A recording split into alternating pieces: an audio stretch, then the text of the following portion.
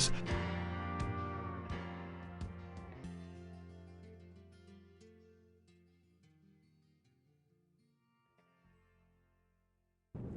Very, very nice. Boy, they're down there. 34 feet. 34 feet, man. I believe that's going to be a wasp of smallmouth there. Yep, here he comes. Coming up. Oh, look at that smallmouth. Look at that smallmouth. Woo! He is fat as a butterball. I'm talking about a butterball. Look at his belly. Look at his belly. Look at his belly. Holy moly. His belly looks like mine. After you be here at Zups for a couple of days, you have a belly like this for sure, no matter what. God, can't. Look at the belly on that fish. Look at that booger. Will you look at that booger? Look at that. Look at how his belly pooches out on both sides. Holy moly. God. Come here. Sometimes you got to kiss your bait. Woo, look at that big smallmouth. Wow, is that gorgeous? That is some fishing right there. God, that's about as that's about as fat a smallmouth as I've ever seen. I'm talking that baby. That had a belly on him. Look at that. Yeah, 40 feet of 40 water. feet of water. Look how far we are from that buoy, man. We are off on the edge of it. We're off on the edge of it. Look at that. That is so cool. God, looky there. We've been tipping these roadrunners with minnows, which I do that a lot up here in Canada. It seems like it's just kind of a neat thing to do. And it causes the bite to get, well, look at that pretty bronzeback. That's why they call them a bronzeback right there. And it seems to help, especially walleye fishing, if it's a slow bite. But you know, I've caught 10,000 bass on a roadrunner without anything on it. I don't want to put anything but tails on it. And that's what I did. I thought, well, I'm gonna do a drift without putting anything on it, just a straight. These are all quality fish. We had one fish about 2 pounds. Everything else has been just big, giant quality fish. I probably need to retie. I gotta retie, because if I don't, I'm gonna break my roadrunner off. Oh, Look at that fish. there's fight right till look the at end. that big old fish. Look at that big old fish. My gosh. That is some cool smallmouth fishing, man. I'm telling you. Good lands. And you know, does anybody ever, look how fat that one is. He's got a belly. Les, does anybody ever eat them out of here, or does everybody just pretty much turn them back? It's all catch and release. So nobody really eats them. Nobody takes them home. They want to eat them, they eat a pike or a walleye or something. Or crappie. You catch all the crappie in the world here at this lake. So you know, boy, they got the big fat belly. So they just finally eventually die of old age, I guess, huh? Yep. That's the only way they get. Well, that's why the fishing's so good here on Lake LaCroix. That's exactly why the fishing's so good. And another one. Well, that deal out here, that 40 feet deal out here is good. That was another one without a minnow on it. Wow! He jumped 3 foot in the air. I mean, 3 foot in the air. I don't need no stinking minnow. I'm a bass fisherman.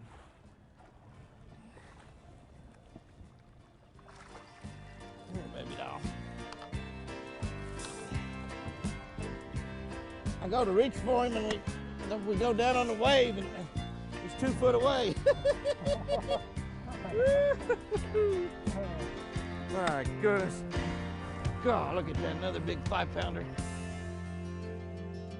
Jimmy Houston Outdoors is brought to you by Lucky Strike, where preparation and opportunity collide.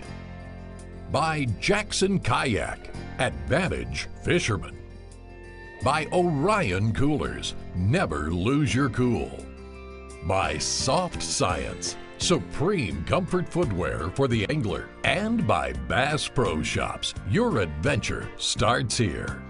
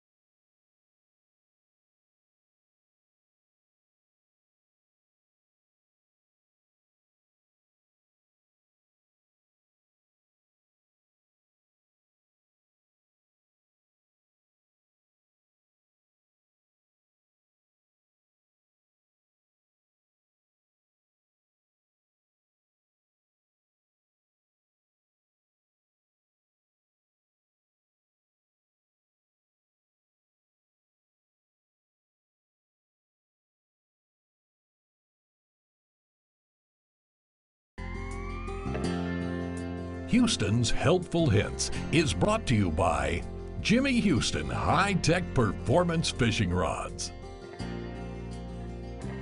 The type of fishing that we're doing today requires some equipment, but it doesn't really require expensive equipment.